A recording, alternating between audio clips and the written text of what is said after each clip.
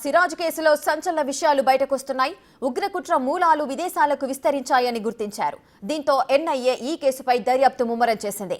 గజ్వా ఈ హింద్ పేరుతో దేశవ్యాప్తంగా బాంబు పేలుళ్లకు స్కెచ్ వేసినట్టుగా గుర్తించారు. హైదరాబాద్కు చెందిన ఇమ్రాన్ అక్రమ్ ఒమన్ నుంచి డబ్బులు పంపించారని తేలింది. అహిం పేరుతో గ్రూప్ క్రియేట్ చేసి పేలుళ్లకు కుట్ర చేశారని తెలిపారు. వరంగల్, ఉత్తరప్రదేశ్, ఢిల్లీ, ముంబైకు చెందిన పలువురు ఈ గ్రూప్లో ఉన్నట్లు చెబుతున్నారు.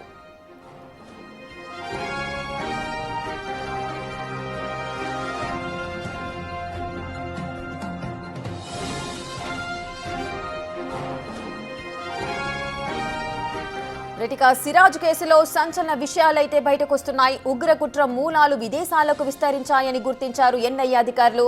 ఈ కేసుకు సంబంధించిన పూర్తి డీటెయిల్స్ మా ప్రతినిధి సురేష్ అందిస్తారు. సురేష్, పేలుల కుట్ర కేసులో ఒకవైపు ఏపీ పోలీసులు దర్యాప్తు చేస్తున్నారు. అదేవిధంగా ఎన్ఐఏ కూడా ఈ కేసుకు సంబంధించి అన్ని ఆధారాలు సేకరించడానికి దర్యాప్తు చేస్తున్నారు. అయితే సిరాజ్ ఎవరెవరిని కలిశారు, ఎక్కడెక్కడ తిరిగాడు, వాటికి సంబంధించిన పూర్తి సమాచారాన్ని ఇప్పటికే ఏపీ పోలీసులు కూడా సేకరించడం జరిగింది. వారు చేసిన దర్యాప్తు అంతా కూడా ఎన్ఐఏకి కూడా సమాచారం ఇచ్చారు. అయితే సిరాజ్కి ఒమాన్ నుండి డబ్బులు వచ్చినట్టు గుర్తించడం జరిగింది. ఎవరైతే హైదరాబాద్కు చెందిన ఇమ్రాన్ అక్రమ్ అనే వ్యక్తి సిరాజ్కి డబ్బులు సమకూర్చాడు. ఇంకా అవసరమైతే మరిన్ని డబ్బులు హైదరాబాద్లోనే నీకు సమకూరుస్తానని చెప్పేసి కూడా సిరాజ్కి చెప్పినట్టు తెలుస్తుంది. ముందుగా బాంబులు తయారు చేసి వాటిని టెస్ట్ బాంబులుగా పేల్చి ఆ వీడియోస్ అన్నిటిని కూడా ఒమాన్లో ఉన్నటువంటి ఇమ్రాన్ అక్రమ్కి పంపిస్తే మళ్ళీ ఆ పేలుడు పదార్థాలు కొనడానికి డబ్బులు సమకూరుస్తానని చెప్పేసి కూడా చెప్పినట్టు తెలుస్తుంది. అయితే ఇప్పుడు ఎన్ఐఏ మొత్తం లోతుగా దర్యాప్తు చేస్తుంది. సిరాజ్ ఇప్పటికే ఒకసారి ఢిల్లీకి వెళ్ళాడు, ఆ తర్వాత ముంబైకి వెళ్ళాడు. ముంబైలో ఎవరెవరిని కలిశారు, ఢిల్లీలో ఎవరెవరిని కలిశారు, అదేవిధంగా తెలంగాణలో ఉన్నటువంటి వరంగల్లో కూడా ఫర్హాన్ అనే వ్యక్తిని కూడా కలిసి అక్కడ ఒక గ్రూప్ని ఏర్పాటు చేసుకొని మొత్తం 50 మందితో ఒక టీంని ఏర్పాటు చేసుకొని వీరంతా ఉగ్రవాదులుగా మారి దేశంలో పేలుళ్లకు వ్యూహరచన చేయాలని చెప్పేసి కూడా వారికి ఆదేశాలు వచ్చినట్టు తెలుస్తుంది. దాంట్లో భాగంగానే సిరాజ్ మొత్తం ఎవరెవరిని ఇప్పటివరకు కలిశారు, వాటికి సంబంధించిన పూర్తి ఆధారాలు దర్యాప్తు బృందం ఇప్పటికే సేకరించడం జరిగింది. ఆయన వాట్సాప్ గ్రూప్స్ కావచ్చు, అదేవిధంగా సోషల్ మీడియా అకౌంట్స్కి సంబంధించి ఏ సమాచారాన్ని డిలీట్ చేశారు, వాటికి సంబంధించిన సమాచారం మొత్తం రీట్రీవ్ చేసే పనిలో పోలీసులు ఉన్నారు. ఇక సిరాజ్కి సంబంధించి ఆయనకి ఎవరెవరు ఇంకా సహకరించారు, ఈ గ్రూప్ అంతా అహిం పేరుతో గ్రూప్ ఏర్పాటు చేసుకొని ఆ ఉగ్రవాదుల పట్ల ఆకర్షితులు ఉండే యువకులందరినీ కూడా ఒక చోటికి చేర్చి వారందరి చేత పెద్ద విధ్వంసానికే కుట్ర పడినట్టుగా పోలీసులు గుర్తించడం జరిగింది. అయితే ఢిల్లీలో షాబాజ్ అదేవిధంగా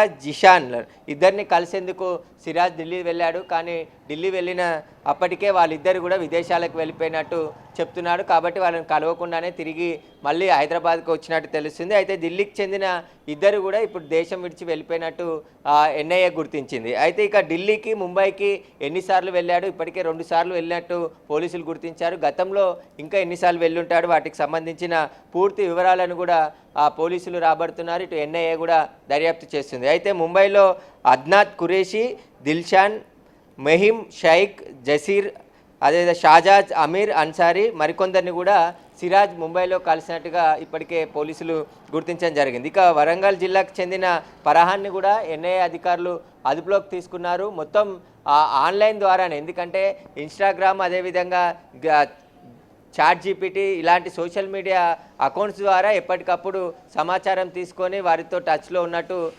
తెలుస్తుంది. దానికి సంబంధించి ఇప్పుడు పోలీసులు లోతైన దర్యాప్తు కోసం ఈ కేసును ఎన్ఐఏకు అప్పగించడం జరుగుతుంది. ఎన్ఐఏ కూడా లోతైన దర్యాప్తు ఇప్పటికే ప్రారంభించింది. ఉగ్ర మూలాలు ఉన్నటువంటి స్లీపర్ సెల్స్ కావచ్చు, వారికి సంబంధించిన పూర్తి ఆధారాలు సేకరించే పనిలో ఇప్పటికే ఎన్ఐఏ అధికారులు నిమగ్నమై ఉన్నారు. ప్రస్తుతం ఏపీ పోలీసులు కూడా దాదాపు కస్టడీలో అనేక సమాచారాన్ని సేకరించినట్టు తెలుస్తుంది. ఎందుకంటే సిరాజ్, సమీర్లకు సంబంధించిన పూర్తి కస్టడీకి తీసుకొని వారిని విచారించడం జరిగింది. విచారణ అనంతరం తిరిగి మళ్ళీ జైలుకి పంపించారు. కాబట్టి ఇప్పుడు వీరితో సంబంధాలు ఉన్నవారు కొందరు పరారీలో ఉన్నారు. కాబట్టి వారి కోసం ఎన్ఐఏ దేశవ్యాప్తంగా గాలింపు చర్యలు చేపట్టడం జరిగింది.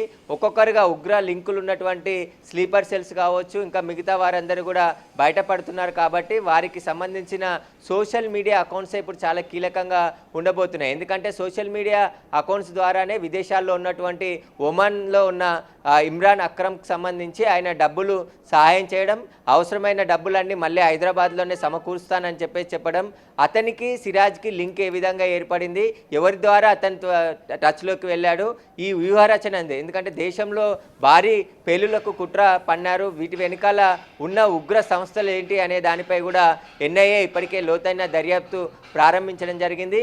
ఇంకా సోషల్ మీడియాలో ఉన్నటువంటి యాక్టివ్గా ఉండే కొంతమంది ఉగ్రవాదులతో టచ్లో ఉన్నటువంటి వారి లింకులను బయటికి తీసే పనిలో ఎన్ఐఏ ఉంది. ఇప్పటికే దాదాపు 25 నుంచి 50 మంది టీమ్గా అహీమ్ అనే ఒక గ్రూప్ని ఏర్పాటు చేసి సిరాజ్, సమీర్ కూడా హైదరాబాద్తో పాటు దేశంలో వివిధ ప్రాంతాల్లో పేలులకు కుట్ర పడినట్టు కూడా అనుమానిస్తున్నారు. కాబట్టి వీళ్ళు ఎక్కడెక్కడ ప్లాన్ చేయాలనుకున్నారు, రద్దీ ప్రదేశాలు ఏంటి, రిక్కీ ఏమైనా నిర్వహించారా, మొత్తం ఇప్పటి వరకు పరారులో ఉన్న వారికి సంబంధించిన వివరాలను కూడా ఆరా తీస్తున్నారు.